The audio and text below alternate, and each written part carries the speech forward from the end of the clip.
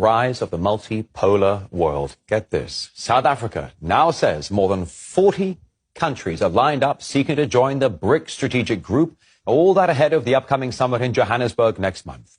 Now, South Africa's envoy to the group, Anil Suklal, adds that BRICS has become a rising power.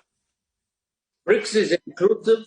BRICS is not a closed club of countries. BRICS has always maintained a relationship with the larger global community. Since 2013, BRICS has had an outreach program. Whenever we've had summits, we've had a BRICS outreach. And since 2016, the BRICS Plus, where we invite leaders from the global south, as well as regional leaders to interact with BRICS leaders.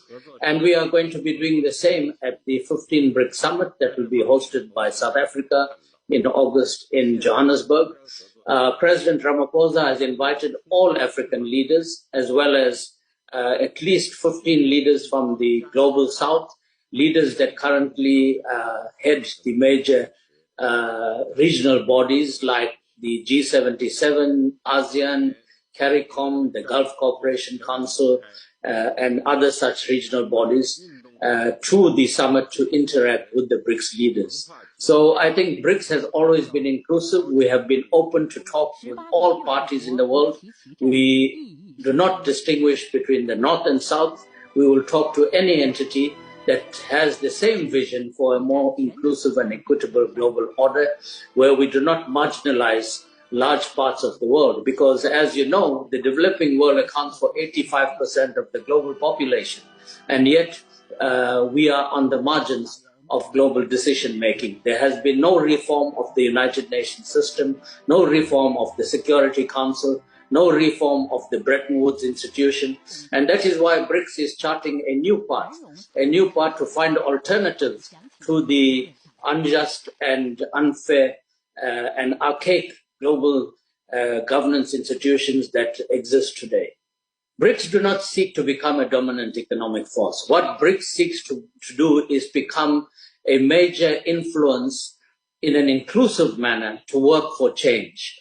We have lived through the period of domination. We have lived through the period of hegemons. We don't want a world where we have one or two global hegemons. We don't want a unipolar world. We totally reject that. We don't want a bipolar world. We totally reject that, because we have seen the divisions that brings to the global community, and that works against creating a more inclusive world.